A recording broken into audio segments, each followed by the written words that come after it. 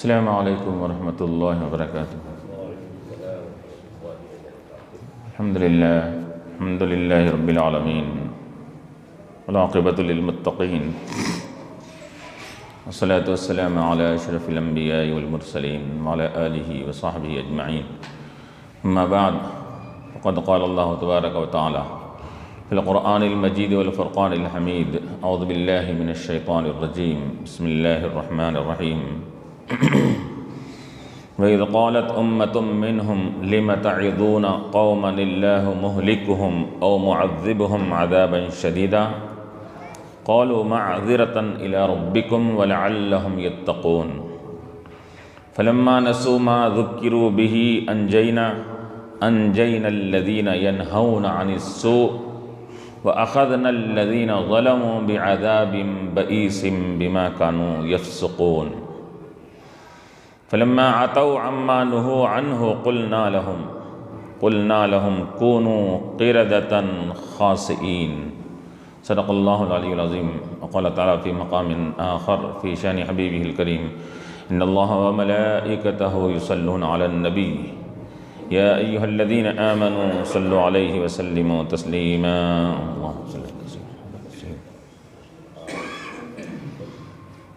حاضرین کرام و معزز سامعین، جیسا کہ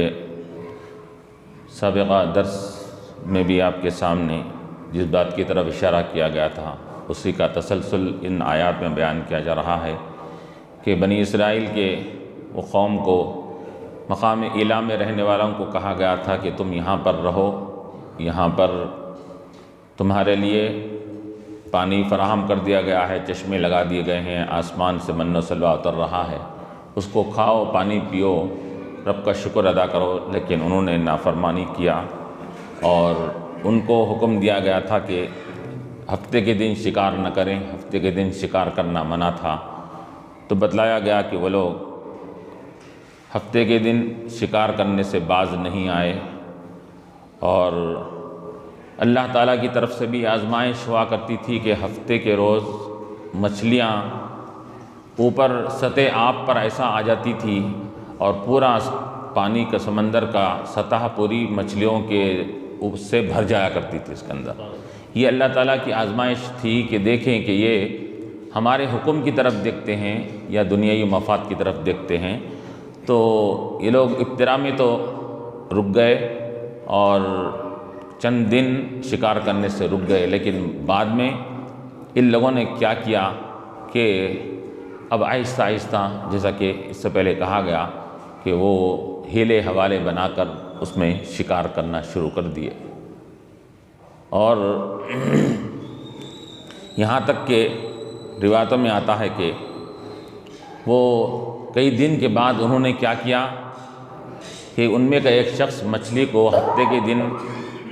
سمندر سے نکال کر اس کے منہ میں یا اس کے گردن پہ تاگا باندھ کر وہ تاگے کو پکڑ کر لامبا کر کے سمندر کے کنارے پر ایک کیلا ٹھوک کر وہ تاگے کو باندھ دیا۔ اب وہ مچھلی کتنا بھی کیا ہے اندر پانی میں رہے گی تو جا تو نہیں سکتی زیادہ، اتوار کے دن وہ تاگا پکڑ کے کھینچ لیتا۔ تو اور یہ کہتے تھے کہ ہم کہاں شکار نہیں کر رہے، ہم دیکھو ہم مچھلی کا اس دن تو صرف ہم تاگا پکڑ کے اس کو رکھے، اس کو باندھ کے رکھے اس کے اندر، یہ ہیلے کرتے تھے۔ تو چنانچہ ایک ہفتہ ایسا کیا انہوں نے،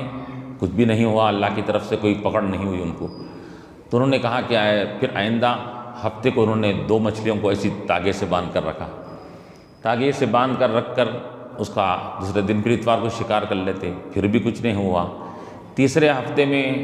3 ہوئے، اس طرح ہوتے ہوتے کثرت سے وہ لوگ اب وہ تاگا بند کر وہ شکار کرتے رہے، اور شکار کرنے کے بعد بھی عذاب اللہ کی طرف سے نہیں آیا۔ تو اب کیا کرنے لگے کہ بغیر تاگا بنائے کہ سمندر کے پاس ایک چھوٹا حوض کے جیسا بنا ڈالے، وہ حوض میں مچھلیاں آ جاتی اس کے اندر، ہفتے کے روز اتوار کے دن وہ مچھلیوں کو پکڑ لیا کرتے تھے اس کے اندر۔ تو اس طرح اب ان نافرمانوں کو کے بارے میں اب اس آیت میں بیان کیا جا رہا ہے کہ یہ بنی اسرائیل کے 3 گروہ 3 جماعت ہو گئی تھی۔ ایک گروہ نافرمان تھا اور شکار سے روکنے کے باوجود بھی رکتا نہیں تھا اس کے اندر۔ اور دو گروہ وہ تھے کہ ایک منع کرتے تھے ان کو، اور دوسرا گروہ یا تو خاموشی اختیار کیا ہوا تھا ان کی نافرمانی کی وجہ سے، وہ حکم سے باز نہ آنے کی وجہ سے، یا انہوں نے ابتدا میں منع کیا تھا نہ سننے کے وجہ سے وہ لوگ خاموشی اختیار کیے۔ لیکن ایک جماعت لگاتار ان کے نافرمانیوں کے باوجود، ان کو مذاق اڑانے کے باوجود بھی وہ ان کو روکتی رہی، منع کرتی رہی کہ دیکھو ایسا مت کرو، ایسا مت کرو، ایسا مت کرو، اللہ کا عذاب آئے گا، روکتی رہی وہ۔ لیکن وہ نافرمان اور سرکش لوگ یہ منع کرنے والوں کو کہ مذاق اڑایا کرتے تھے، تم بولتے رہو اللہ کا عذاب آتا کہاں سے آ رہا، دیکھ رہے ہیں کہ زمانے سے ہم شکار کر رہے ہیں، کوئی اللہ کا عذاب نہیں آ رہا ہے، تمہاری بات غلط ہے، ان کا مذاق اڑاتے تھے۔ لیکن یہ مذاق اڑانے کے باوجود بھی، ان کا استہزاء کرنے کے باوجود بھی، یہ جماعت، یہ مبلغین کی جماعت یہ کبھی پیچھے نہیں ہٹتی تھی، ان کو بارہا روکا کرتی تھی۔ تو معلوم ہوا کہ نافرمان قوم ایک تھی اور فرمانبردار میں سے ایک منع کر کے خاموشی اختیار کرنے والے ایک تھے، اور ایک جماعت وہ تھی کہ لگاتار ان کو منع کیا کرتی تھی۔ 3 گروہ ہو گئے تھے اس کے اندر۔ تو اب یہاں پر بیان کیا جا رہا ہے وَإِذْ قَالَتْ أُمَّةٌ مِّنْهُمْ لِمَ تَعِظُونَ قَوْمًا اللَّهُ مُهْلِكُهُمْ۔ اب وہ جو ابتدا میں کچھ نصیحت کرنے کے بعد نہ سننے کی وجہ سے خاموشی اختیار کی تھی، وہ جماعت اب اس جماعت کو کہہ رہی ہے جو لگاتار ان کو روک رہی ہے اور ان کو تبلیغ کرتے جا رہی ہے۔ کہتی ہے کہ وَإِذْ قَالَتْ أُمَّةٌ مِّنْهُمْ، انہی میں کی ایک جماعت نے کہا لِمَ تَعِظُونَ، تم کیوں نصیحت کیے جا رہے ہو، یہ لوگ سننے کے لیے آمادہ نہیں ہیں، تو نصیحت کیوں کر رہے ہو؟ قوماً، ایسی قوم کو کہ اللہ مہلکہم، کہ اللہ ان کو ہلاک کرنے والا ہے، اور یا او معذبہم، یا ان کو عذاب دینے والا ہے اپنے سخت عذاب کے ذریعے سے، عذاباً شدیدہ۔ تو کیوں تم ان کے اوپر اپنی انرجی، اپنی توانائی کو خرچ کر رہے ہو، صرف کر رہے ہو؟ یہ سننے والے نہیں ہیں۔ اور آثار و قرائن سے معلوم ہو رہا ہے، انہوں نے وہ خاموش رہنے والی جماعت نے کیا کہا کہ آثار و قرائن سے معلوم ہوتا ہے کہ ان کی سرکشی یہ رائگاں نہیں جائے گی، یہ کچھ رنگ لے آنے والی ہے، اور اللہ تعالیٰ ان کو ڈھیل دیا ہوا ہے اور ان کو سخت عذاب میں مبتلا کرنے والا ہے، یہ معلوم ہو رہا ہے۔ تو اب تم بارہا ان کو بول کر ان کی طرف سے اپنا مذاق کیوں اڑاتے ہو؟ انہوں نے ان کو روکا کہ لِمَ تَعِظُونَ قَوْمًا لِلَّهِ۔ تو اب یہاں پر علماء فرماتے ہیں کہ وہ گناہوں سے رکنے والی قوم کے اندر انہوں نے یہ چیز جو کہی کہ اللہ تعالیٰ ہلاک کرے گا یا عذاب دے گا، انہوں نے اپنی فراست سے، اپنی سمجھ سے بات کو سمجھا اس کے اندر، کہ انہوں نے یہ اندازہ لگا لیا کہ نافرمانی حد سے بڑھ گئی ہے، اللہ کی ڈھیل کی بھی ایک حد بہت آگے تک بڑھ چکی ہے، اب اللہ تعالیٰ ڈھیل نہیں دے گا، معلوم ہوتا ہے کہ سخت ترین ان کو پر عذاب آنے والا ہے۔ انہوں نے اپنی فراست سے یہ بات کہی، تو معلوم یہ ہوا کہ اللہ تبارک و تعالیٰ جس کسی کو ایمان، عمل صالح، تقوی کی کیا صفت عطا فرماتے ہیں، تو اس کے اندر ایک فراست کی صفت بھی عطا فرماتے ہیں۔ اسی وجہ سے حدیث شریف میں آتا ہے کہ یہ تو وہ امتیں تھیں، ان کو فراست تھی، تو یہ نبی آخر الزمان جو افضل الانبیاء ہے، ان کے امتیوں کو بھی اللہ تعالیٰ نے اس سے بڑھ کر فراست عطا فرمائی ہے۔ تو حضور نے فرمایا کہ ایک مرتبہ اتقوا بفراست المؤمن، کہ تم مومن کی فراست سے بچ کر رہو، فإنہ ینظر بنور ربہ، وہ اپنے رب کے نور سے دیکھتا ہے، اس کا رب کے نور سے دیکھتا ہے۔ یعنی کہ فراست کسے کہتے ہیں کہ آئندہ آنے والی کسی چیز کو پہلے سے بھانپ لینا، کہ کیا عذاب آنے والا ہے، کیا راحت ملنے والی ہے، کیا ہے، یہ چیزوں کو پہلے سے اس چیز کو بھانپ لینے کا نام فراست ہے۔ یعنی آئندہ کے نتیجے کو پہلے ہی سے اخذ کر لینے کا نام یہ کیا ہے، فراست کہتے ہیں۔ چنانچہ مفسرین نے اس کے تحت ایک وہ حدیث شریف میں جو چیز آئی، ایک صحابی کا واقعے کو بھی ذکر کیا کہ ایک صحابی نے ایک باندی کو کسی اس کے خطا کی وجہ سے اس کے کچھ منہ پر مارا، تو اس کا دانت ٹوٹ گیا وہ باندی کا۔ تو اب اس پر حضور صلی اللہ علیہ وسلم سے جب اس کے بارے میں بولا گیا، تو حضور نے فرمایا کہ السن بالسن، قرآن میں آیا کہ اللہ کا حکم ہے کہ دانت کے بدلے میں دانت، کہ قصاص اور بدلے میں اب ان کا بھی دانت توڑا جائے گا۔ تو حضور نے مسئلہ بیان فرما دیا، قرآن کا جو حکم تھا بیان فرما دیا، ایک شرعی حکم حضور نے بیان فرما دیا۔ لیکن دوسرے ایک صحابی تھے جو اپنی فراست سے آگے کے نتیجے کو دیکھ رہے تھے وہ، کہ آپ نے کیا کہا، ایک صحابی نے کہا کہ یا رسول اللہ صلی اللہ علیہ وسلم نہیں، ان کے دانت نہیں توڑے جائیں گے اس کے اندر، ان کا دانت نہیں ٹوٹے گا اس کے اندر۔ تو حضور نے فرمایا کہ اللہ کا حکم ہے۔ آپ نے کہا کہ نہیں، دانت نہیں ٹوٹے گا اس کا اندر۔ چنانچہ کیا ہے، وہ باندی کے لوگ آئے، آ کے بولے کہ ہم اس صحابی کو معاف کر دیتے ہیں، یا ہم اس کو ہم قصاص نہیں، ہم اس کے بدلے میں کچھ دیت دے دی تو ہم اس کے پہلے راضی ہو جاتے ہیں اس کے اندر۔ تو گویا کہ اس صحابی کی جو بات تھی وہ بات ثابت ہوئی، سچی ہوئی اس کے اندر۔ تو حضور علیہ السلام نے کیا فرمایا؟ حضور نے فرمایا کہ رب اشعث مدفوع بالابواب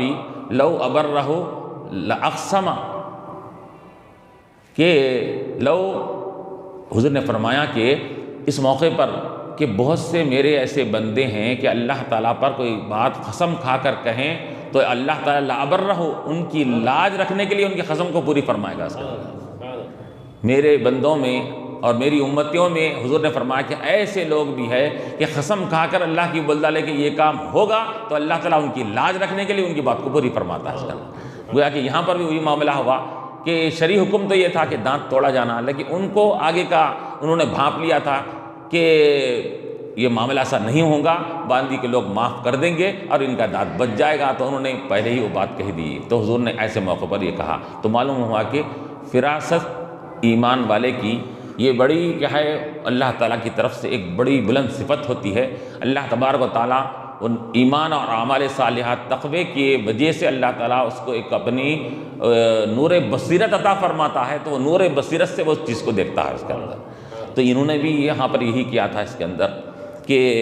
کہا کہ اللہ ان کو ہلاک کرنے والا ہے، عذاب دینے والا ہے، اب تم کیوں ان کے نہ ماننے کے باوجود ان کو برابر روکتے جا رہے ہو؟ تو انہوں نے کیا کہا، روکنے والی مبلغین کی جماعت نے کیا کہا، قالوا معذرۃ الی ربکم، کہ ہم یہ بات کر رہے ہیں، تبلیغ کر رہے ہیں، ان کو روک رہے ہیں، یہ تمہارے رب کی طرف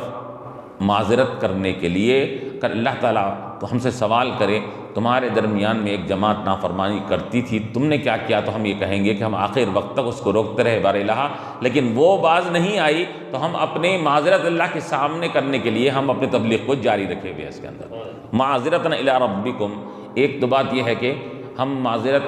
کرنے کے لیے رب کی بارگاہ میں یہ کر رہے ہیں، دوسری بات یہ ہے کہ ممکن ہے کہ یہ ہمارے تبلیغ کا سلسلے سے اب نہیں لا رہے ہیں، ممکن ہے لعلہم یتقون، ان میں کہ کوئی تو اس کو تقوی کی صفت اس کو اللہ تعالیٰ عطا فرما دے گا، ہماری تبلیغ سے کسی ایک کو بھی فائدہ ہوگا تو ہماری تبلیغ کیا ہے، یہ کیا بیکار نہیں جائے گی، رائے گاہ نہیں جائے گی اس کے اندر۔ دوسری بات یہ ہے کہ مبلغ کے لیے، تبلیغ کرنے والے کے لیے دو چیزیں ہیں، اگر سامنے والا نہیں سن رہا ہے اس کے باوجود بھی وہ تبلیغ کرتے جا رہا ہے، تو علماء فرماتے ہیں اس کو تبلیغ کرنے کا اجر و ثواب اس کو رائے گا نہیں جائے گا، اجر و ثواب ضرور مل کر رہے گا اس کے اندر۔ حضور پاک علیہ السلام نے ابو جہل، عتبہ، شیبہ، ابو لہب کو، یہ اس کے ان لوگ کے مرے دم تک ان کو نصیحت فرماتے رہے، تبلیغ فرماتے رہے، اس کے اندر سن نہیں رہے ہیں لیکن اس کے باوجود تبلیغ فرما رہے ہیں۔ وجہ کیا ہے اس کے اندر کہ سامنے والا نہیں بھی سن رہا ہے تو مبلغ کو تبلیغ کرنے کا اجر و ثواب تو ملتے جا رہا ہے اس کو، تو اس کو اجر و ثواب ملتے جاتا ہے۔ اس وجہ سے علماء فرماتے ہیں کہ اگر کوئی نصیحت کر کے رک گیا تو وہ بھی گناہگار اور وہ خطا کار نہیں ہے، اور کوئی نہ ماننے کے باوجود بھی، سرکشی کے باوجود بھی روکتے جا رہا ہے تو یہ افضل ہے، اور اس کو اللہ تعالیٰ اس کو اس تبلیغ کے اوپر، ان کو منع کرنے کے اوپر اللہ اس کو ثواب عطا فرمایا۔ تو ایک جماعت رخصت پر عمل کری تھی، ایک جماعت عزیمت یعنی افضلیت پر عمل کری، کہ اگر دیکھ رہے ہیں سامنے والا نہیں مان رہا ہے تو رک گئے تو گناہگار بھی نہیں ہے، تو ایک جماعت رک گئی وہ منع کرنے سے۔ دوسری جماعت افضلیت کی طرف گئی، کیا گئی کہ ہم رک جائیں گے تو ان کی اور سرکشی بڑھے گی، ہو سکتا ہے کہ ہم بولتے جائیں تو کوئی نہ کوئی تو مان لے گا اس کے اندر، انہوں نے افضلیت کو اختیار کیا۔ تو دونوں طریقے ہیں، تو معلوم ہے کہ یہ دونوں جماعتیں قصوروار نہیں تھی، صرف ایک قصوروار تھی جو سرکشی کیا کرتی تھی۔ تو اب وہ کہہ رہے ہیں معذرۃ الی ربکم وَلَعَلَّهُمْ يَتَّقُونَ، کہ ہمارا مقصد یہی ہے کہ رب کی بارگاہ میں کل سوال کیا جائے تو ہم اعتذار کریں، اور ممکن ہے کہ لعلہم یتقون، ان کے اندر بھی کوئی نہ کوئی ایک جماعت ایسی نکلے گی جو ایک نہ ایک دن ان کو نصیحت مل جائے اور اللہ کا تقوی اور اس کی خوف ان کو حاصل ہو جائے۔ فَلَمَّا نَسُوا مَا ذُكِّرُوا بِهِ، انجینا الذین ینہون عن السوء، اور پس جب وہ بھلا بیٹھے ما ذکروا بہ، اس چیز کو جس کے ذریعے ان کو نصیحت کی گئی تھی، جن باتوں کی نصیحت کی گئی تھی۔ نصیحت کیا کی گئی تھی کہ تم سمندر سے ہفتے کے دن شکار نہ کرنا، یہ شکار سے ان کو منع کیا گیا تھا، یہ نصیحت کی گئی تھی۔ تو نصیحت کو انہوں نے جب بھلا دیا، نصیحت کو بھول بیٹھے، تو انجینا الذین آمنوا۔ اب یہاں پر بھول بیٹھنے کا مطلب یہ ہے کہ ایک بھول ہوتی ہے خطا اور غلطی کی وجہ سے، وہ بھول مراد نہیں ہے یہاں پر، بلکہ یہاں بھول سے مراد لاپرواہی کی بھول ہے۔ یہاں پر عمدن انسان کیا معلوم کیا کر رہا ہے، نمازوں سے غفلت، اعمال سے غفلت کر رہا ہے، کہہ رہا ہے کہ نماز کو بھول گیا، تو بھول نہیں کہیں گے، اس کو لاپرواہی کہی جاتی ہے اس کے اندر۔ ہاں کوئی کاموں میں اگر کسی وجہ سے کوئی چیز اگر حقیقت خطاً اس سے اگر بھول گئی ہے تو وہ بھول قابل معاف ہے، جیسا کہ حضور نے فرمایا کہ رفع عن امتی الخطأ والنسیان، میری امت سے خطا اور نسیان یعنی بھول کو درگزر کر دیا گیا ہے، معاف کر دیا گیا ہے۔ بھول میں اگر کوئی کام اگر ہو جائے تو اللہ تعالیٰ اس کو کیا ہے، معاف فرما دیتا ہے اس کے اندر۔ یہاں پر یہ بھول سے مراد یہ بھول نہیں ہے، بلکہ لاپرواہی غفلت کی بھول مراد ہے یہاں پر۔ جیسے کہ اللہ نے فرمایا کہ لا تکونوا کالذین نسوا اللہ فانساہم انفسہم، اے لوگوں تم ان لوگوں کی طرح مت ہو جاؤ کہ جنہوں نے اللہ کو بھول گیا، تو اللہ کو بھول گیا یعنی کہ ذہن سے نکل گیا، یہ مطلب نہیں ہے، اللہ کو لاپرواہی کی وجہ سے، غفلت کی وجہ سے اللہ کو ماننا چھوڑ دیا، فانساہم انفسہم، تو اللہ تعالیٰ نے ان کے نفسوں کو بھی ان سے بھلا دیا کہ وہ خود کیا کر رہے ہیں، اس کو ان کی کیا معلوم کیا ہے، پرواہ نہیں رہی ان کے اندر۔ تو انجینا الذین آمنوا، جب یہ لوگ بھی لاپرواہی کا شکار ہو گئے، نصیحت کو نہیں مانے، غفلت میں پڑ گئے، تو اللہ فرما رہا ہے انجینا، ہم نے نجات دیا، الذین، ان لوگوں کو، ینہون عن السوء، ان لوگوں کو جو برائی سے روکا کرتے تھے، تبلیغ کیا کرتے تھے، برائی سے روکا کرتے تھے، ان کے نافرمانی سے ان کو بارہا توجہ دلایا کرتے تھے، ہم نے ان کو نجات عطا فرما دی۔ اب یہاں پر مفسرین نے یہ بھی ذکر کیا کہ ابن عباس رضی اللہ عنہ اس مقام پر آنکھوں میں آنسو آ گیا، آپ نے کہا کہ پھر وہ خاموش رہنے والوں کا کیا نتیجہ ہوا ہوگا جو خاموش رہے، کہیں وہ بھی عذاب میں مبتلا تو نہیں ہوئے۔ تو ان کے شاگرد حضرت اکرمہ رضی اللہ تعالیٰ عنہ نے فرمایا کہ اللہ تعالیٰ نے صرف کیا ہے یہاں پر نافرمانوں کی سزا کا ذکر کیا گیا ہے، تو معلوم ہوا کہ خاموش رہنے والے بھی وہ نجات پانے والوں میں سے شمار کیے جائیں گے۔ تو آپ خوشی کا اظہار کیا اپنے شاگرد کی اس کیا ہے تفسیر کے اوپر آپ نے کہ ینہون عن السوء،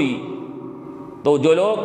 برائی سے منع کرتے تھے ایسے لوگوں کو، تو برائی سے منع کرنے والے بھی جو منع کر کے رک گئے، خاموشی اختیار کیے تھے، ان دونوں کو ہم نے نجات عطا فرما دی۔ وَأَخَذْنَا الَّذِينَ ظَلَمُوا، اور ہم نے پکڑا،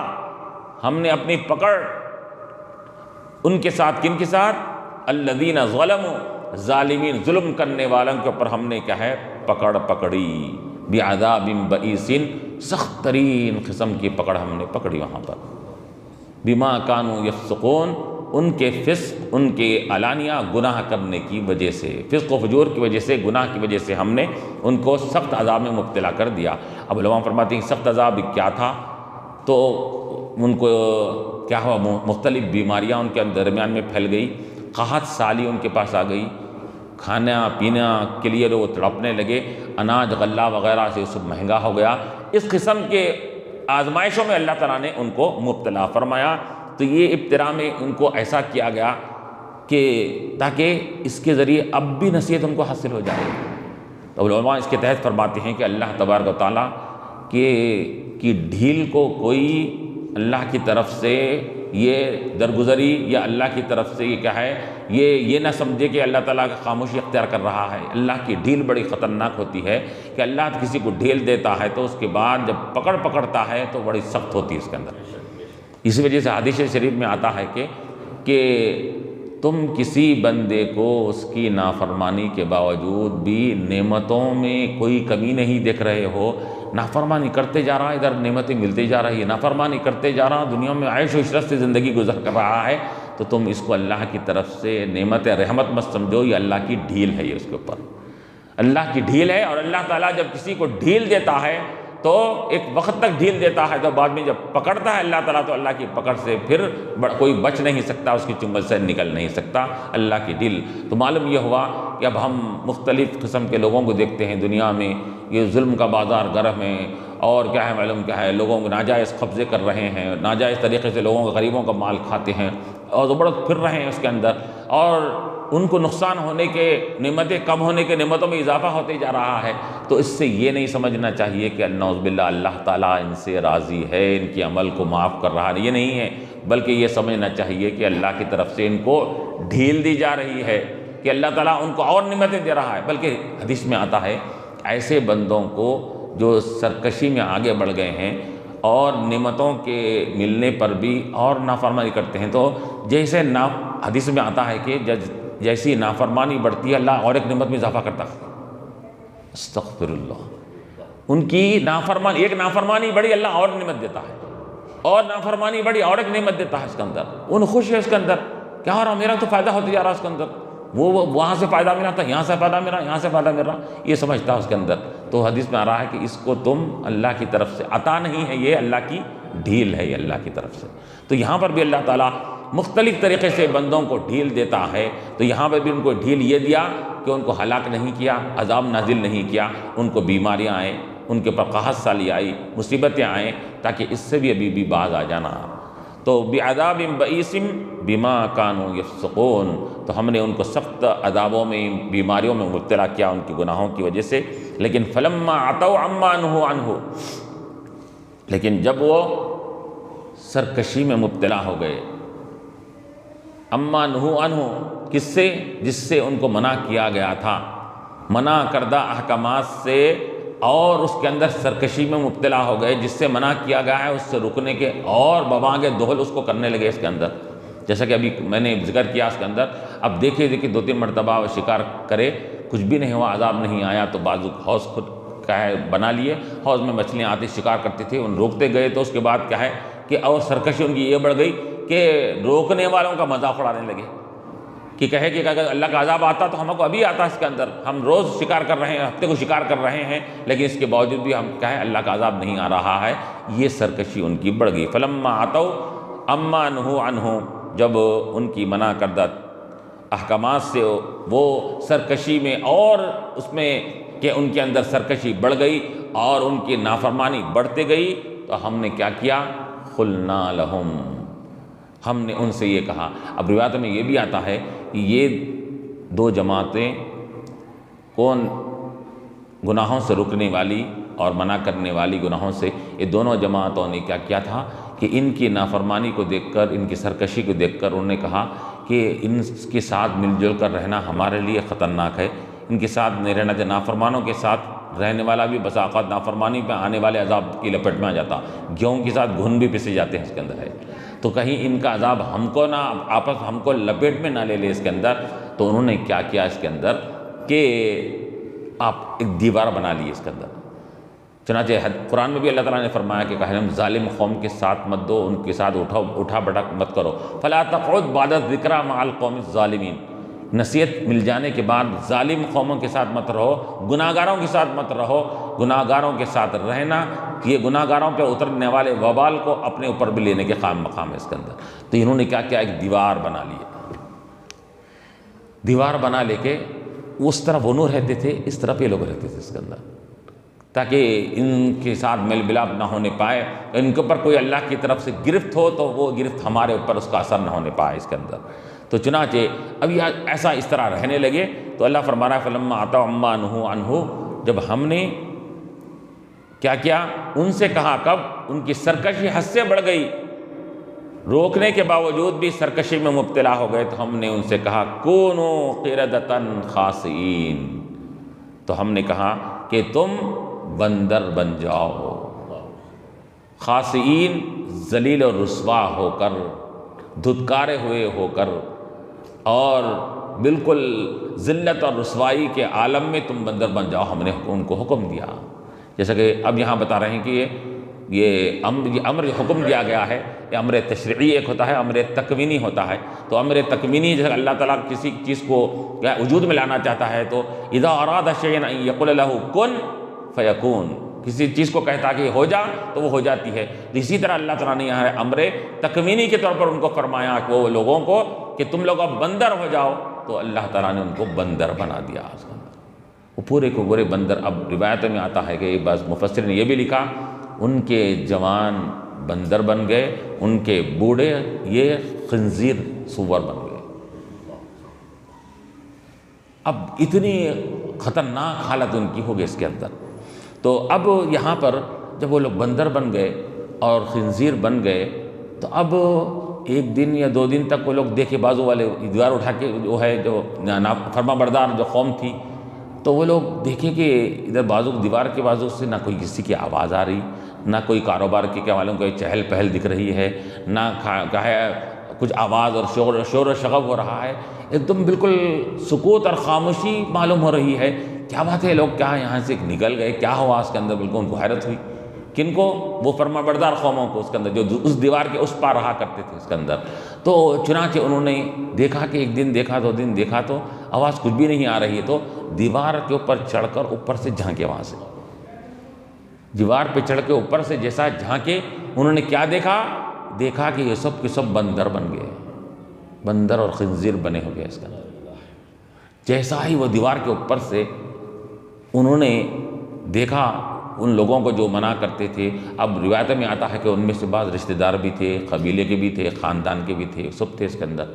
اب انہوں بندر بننے کی وجہ سے ان کو نہیں پہچان رہے ہیں، لیکن وہ بندر اپنے رشتہ داروں کو پہچان رہے ہیں اس کے اندر. جیسا ہی کا معلوم کیا ہے وہ اوپر سے جھانکنے لگے تو ہر بندر جو اپنا رشتہ دار ہوتا اس کے قریب آ کر کہا آنکھوں سے آنسو بہانے لگا اس کے اندر، رونے لگا، افسوس کرنے لگا. اوپر والے بولے کہ ہم تم کو کتنا منع کرے، کتنا منع کیے، تم کیا ہے باز نہیں آئے تم اس کے اندر. تو وہ بندر بن کر اب افسوس کرنے لگے. تو انہوں نے کہا کہ اب افسوس کرنے سے تم کو کیا فائدہ حاصل ہونے والا ہے اس کے اندر؟ اب جس وقت ہم تم کو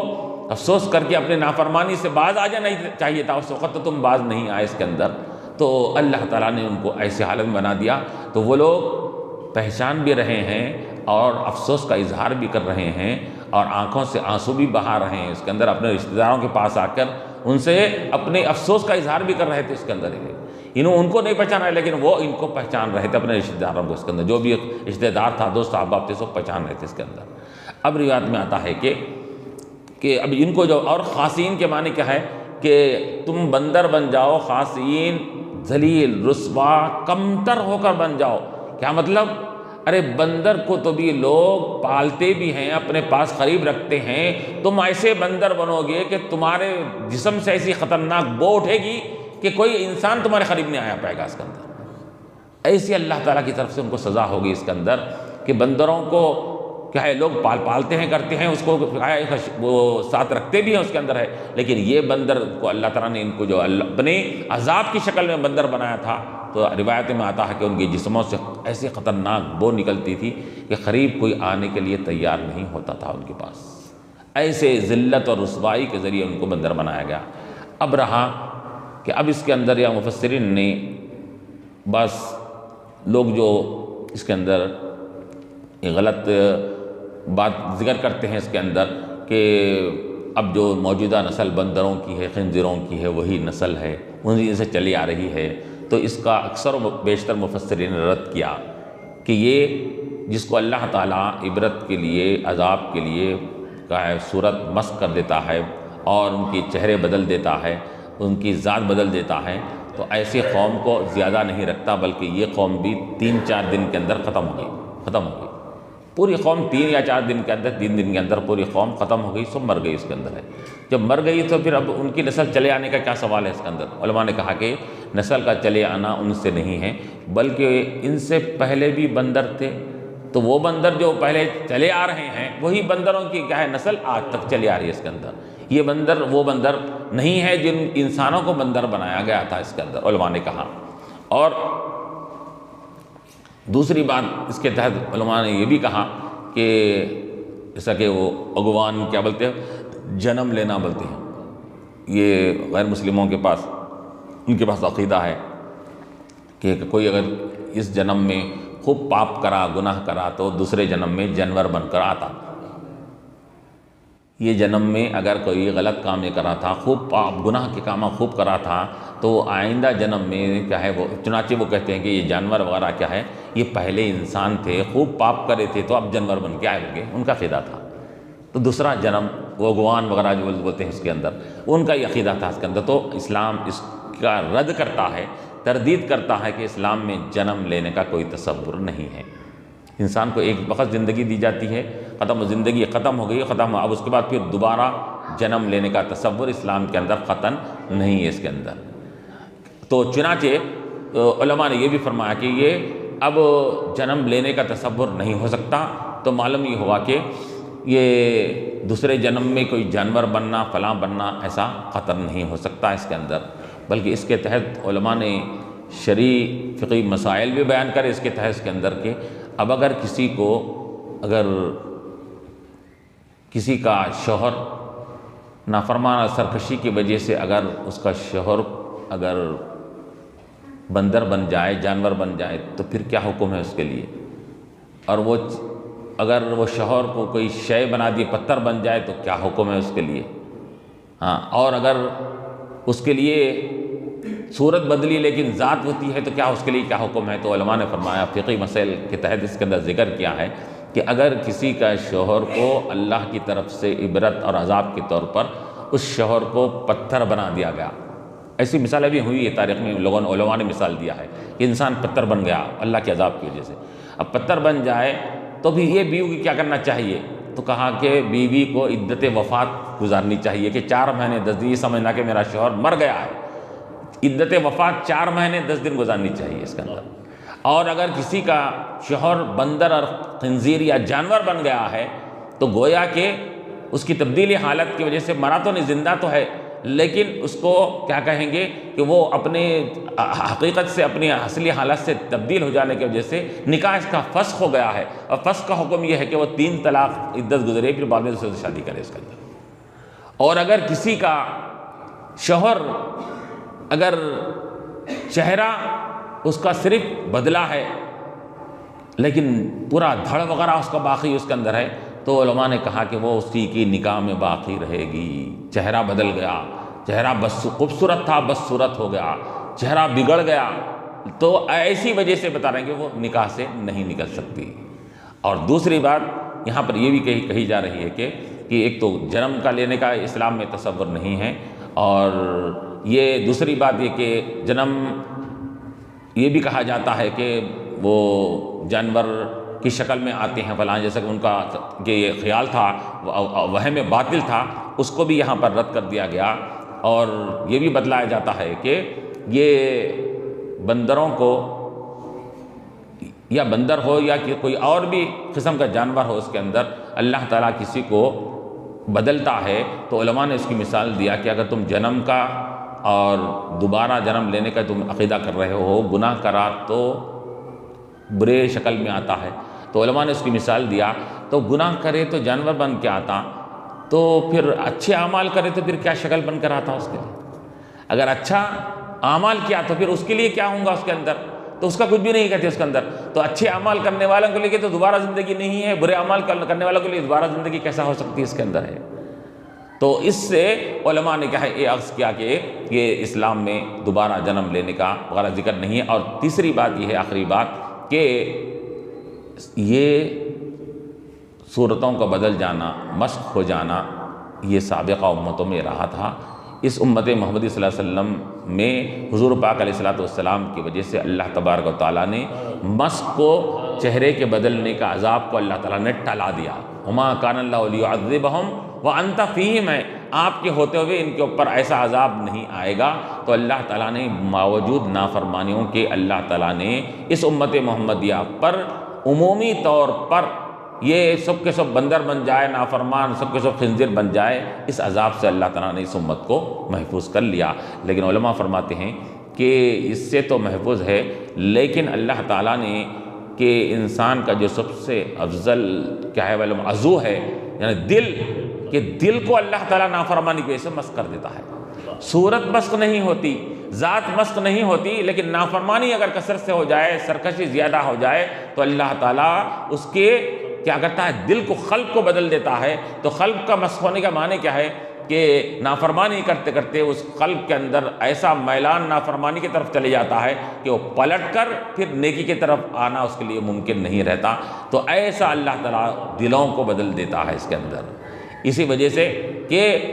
حدیث شریف میں آتا ہے کہ دعا کرتے رہنا ہے کہ اللہ تعالیٰ ہمارے دلوں کو ایمان کی طرف، اعمال صالحہ کی طرف پھیر، یا نہ کہ نافرمانی کی طرف ہم کو پھیر اس کے اندر۔ آخر دعوانا الحمد للہ رب العالمین۔ ربنا ظلمنا انفسنا